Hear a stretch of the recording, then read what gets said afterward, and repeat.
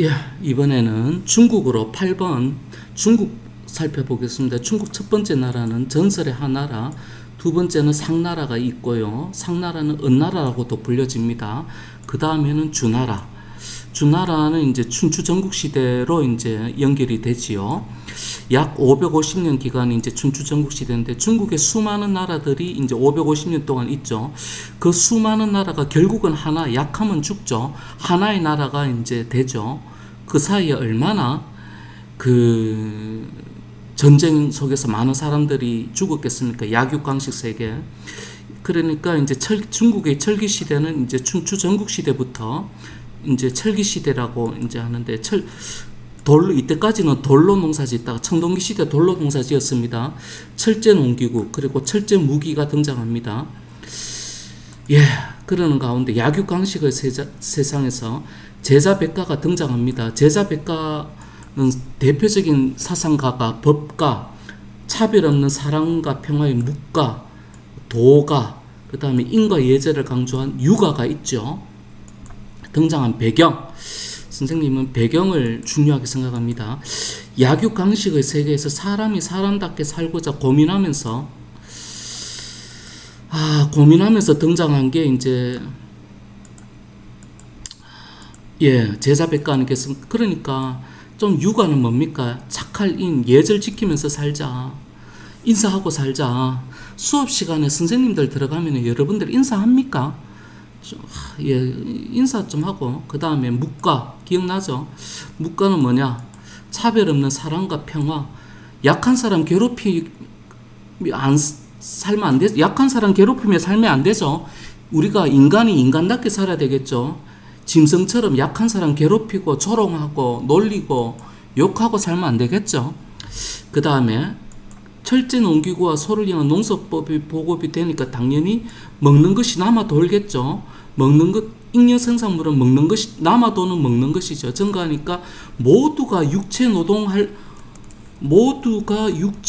노동을 할 필요가 없다. 그러니까 무슨 노동자가 출연할 수 있다? 정신 노동자가 출연할 수 있다. 정신 노동자가 누구다? 제자백가. 이렇게 구분 한번 봅시다. 춘추 전국시대죠. 정확하게 말하면 춘추시대, 전국시대. 전국시대를 통일한 사람은 진나라입니다. 약육강식의 전국시대를 통일할 수 있었던 배경, 역시 배경, 이거 이제 선생님이 좋아하죠. 밑줄 꺼여졌네요. 밑줄 꺼여졌네요. 밑줄 꺼여졌네요. 요거 60점짜리. 이 정도 되면 다 알아들어야 되죠. 한번 보겠습니다. 9번. 진나라에서는 능력이 없는 귀족은 특권을 뺏겼고 평민이라도 전투에서 능력을 발휘하면 상을 받는다. 우리는 이런 세상을 공정한 세상이다 라고 말할 수 있죠. 그러므로 공정한 세상이니까 평민은 내만 노력하면 상을 받으니까 누구나 능력을 발휘하고자 했고 전쟁에서 능력을 발휘하니까 군사력은 최고다. 이를 바탕으로 전국시대를 요까지 적어야 됩니다. 요까지 적어야 됩니다. 통일할 수 있었다. 서술이니까 서술형이니까 서술을 해야 됩니다. 그 다음에 귀족 입장에서 본 법가사상의 문제점. 귀족을 법 아래 평민과 같이 취급하니 진시황에게 큰 불만을 가졌다. 그렇겠죠? 그러니까 귀족은 능력 없으면 특권을 뺏어보니까 그렇겠죠. 평민이 본 법과 사상의 문제점. 게으름이란 애매한 기준으로 가족 전체를 노비로 삼으니 법이 매우 가혹하고 잔인하다. 가혹하고 잔인하니까 평민들은 나중에 때가 되면은 진시황 실억할까요? 그렇겠죠. 귀족도 실어 그럴까요? 이러니까 그래서 진시황은 일찍 멸망합니다. 자, 그 다음에 진시황은 아방궁이라는 자신의 궁궐도 세웠죠. 그 다음에 이런 것도 만들었고 이런 것도 했죠. 그 다음에 군현제, 요것도 기억해 주고요. 군현제는 뭐냐? 전국을 군과 현으로 두고 지방관, 왕의 명령을 듣는 지방관을 군현에 보내가지고 왕권을 강화시킨 게 군현제죠. 그 다음에 법가, 진시황은 법가를 했죠. 그리고 이렇게 했죠.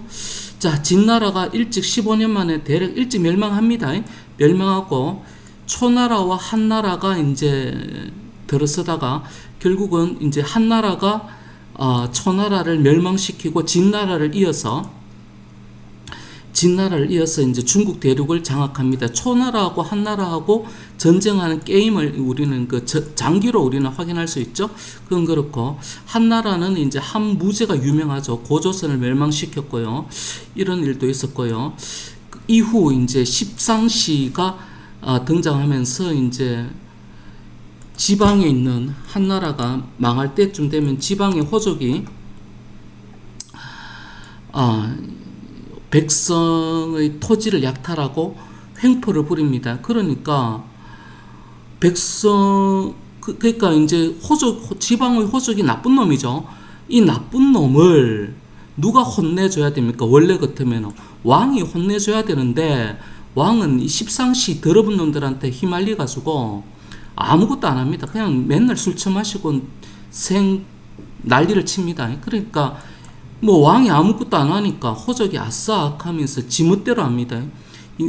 인간이 지멋대로 하면 안 되죠. 그러니까 백성들은 올 니 죽고 나 죽자하고 달려들다가 결국은 쇠퇴하면서 삼국시대가 열립니다. 하나의 나라가 세 개의 나라가 되니까 한 나라는 무너지게 됩니다. 그러다가 중국은 삼국시대를 이어서 위진 남북조 시대가 되는데, 위진 남북조 시대가 여러분들 한번 교과서 요거 한번 볼까요? 위진 남북조 시대 요거 시험에 냈는데 한번 볼까요?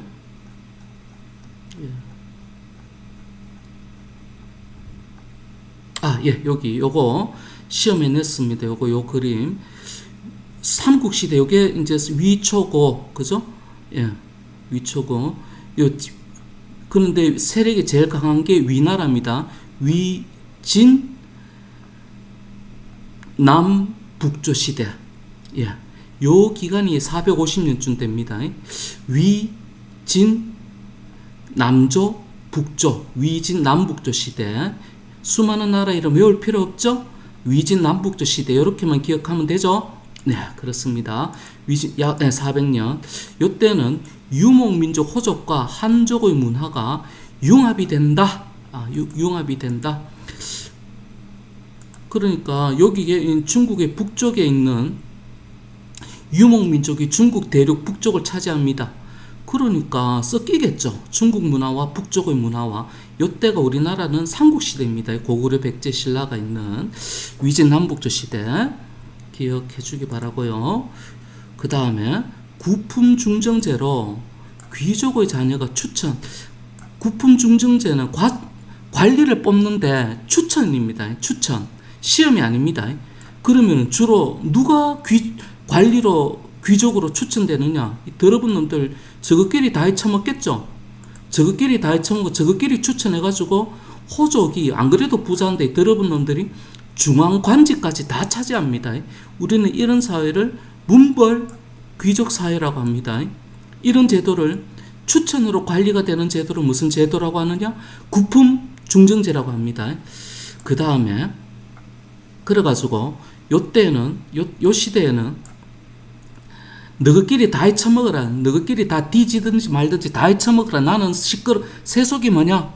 시끄러운 세상입니다. 시끄러운 세상을 떠나서 나는 내 혼자 푸르게 살래. 청담사상입니다. 이해되죠? 그 다음에 나 좀 괴롭히지 마. 노장사상이 뭐냐? 영어로는 레드비입니다. 날 좀 내버려둬. 나 산에 가서 신선처럼 살 거야. 이런 것들을 다 합친 게 도교라고 합니다. 그러니까 제자백가는 여기서는 도갑니다. 구별합니다. 여기서는 도교라고 합니다. 이런 게. 자, 노장 신선처럼 살자. 왜 신선처럼 너희끼리 다 해쳐먹어라. 나는 신선처럼 살래. 이런 거. 요거를 도교 성립 유행 요거 꼭 좀 기억해 주기 바랍니다. 남조 북조 선생님은 글자 한 글자 갖고 시험 문제 장난 안 칩니다. 너무 남조인지 북조인지 너무 그런 이런 한 글자 한 글자에 신경 쓰지 말고 핵심 단어 중심으로 공부하기 바랍니다. 자, 이렇게 해서 위진 남북조 시대를 통일한 나라가 중국의 수나라입니다. 수나라 한번 볼까요? 예, 수나라 글자 보이죠? 우리 고구려 쳐들어왔던 중국 입장에서는 위대한 나라, 우리나라 입장에서 볼 때는 고구려 쳐들어왔던 더러운 나라, 뭐 그렇습니다. 자, 그건 그렇고 수나라가 위진 남북조 시대를 통일했는데 통일했으면 통일한 그 뭔가 이유가 있겠죠. 능력별로 관리를 뽑는 시험을 칩니다. 추천 안 합니다. 수나라는 과거제를 처음 실시하고 인재등용합니다. 그러니까 수나라에는 능력 있는 인재가 시험으로 정확하게 잘 뽑히겠죠. 그러니까 수나라의 힘이 세지겠죠. 세지니까 통일합니다. 그리고 고구려 정벌합니다. 우리의 위대한 나라 고구려 정벌하다가 실패합니다. 잘 됐죠. 그러니까 그 다음에 또 대규모 대운하는 댐입니다. 수많은 사람 데리고 댐 건설하다가 전쟁에서는 패배하고 사람들을 수많은 아주 어려운 댐 공사에 데리고 가니까 사람들이 니 죽고 나 죽자 하면서 이거 하다가 결국은 멸망당합니다. 그러니까 수나라가 요까지는 잘했죠. 그런데 요거 실패가 왜 됐다? 고구려 정벌 실패가 왜 됐다? 멸망당했다. 잘 됐습니다. 그건 그렇고 이제 당나라, 수나라 다음에는 중국의 무슨 나라가 되느냐? 중국의 당나라입니다. 당나라인데 당나라는 그냥 성이라고 하지 않고 위대할 성자를 써가지고 성당제국이라고 부릅니다. 왜? 이거 합니다. 이거 중요합니다. 당나라는 초기에 균전제를 실시합니다. 균전이 뭐냐? 균은 토지를 평균 저는 토지죠. 토지를 다 모아가 평균을 내가지고 농민에게 토지를 줍니다. 그러니까 가난한 사람이 없죠. 농업국가에서 토지를 받으면은 사람이 일정한 정도 살 수가 있지 않습니까? 이거 요즘 같으면은 대한민국의 모든 사람에게 일자리를 준다. 이거 아닙니까? 이거 엄청난 제도죠. 그러니까 당나라는 농민이 초기에는 안정적으로 살 수가 있다. 안정적으로 살 수가 있으니까 조용조라는 세금을 낼 수가 있습니다. 당나라는 세금 제도를 조용조라고 불렀습니다. 그 다음에 당나라에서는 모두가 군대 갈 수 있죠. 왜 군대 가야 됩니까? 국가로부터 토지를 받았으니까 당연히 국가를 위해서 군대 가야 되겠죠. 당나라에서는 모든 남자들이 군대 가는 제도를 부병제라고 했습니다. 우리 대한민국처럼 이 부병제에 비슷한 말은 징병제죠. 우리 대한민국의 모든 남자는 군대 가야 되지 않습니까? 똑같은 제도입니다. 똑같은 제도. 징병제, 부병제. 요거 잘 기억해 주기 바랍니다. 요거 초기 요런 일이 있었다. 잘 기억해 주.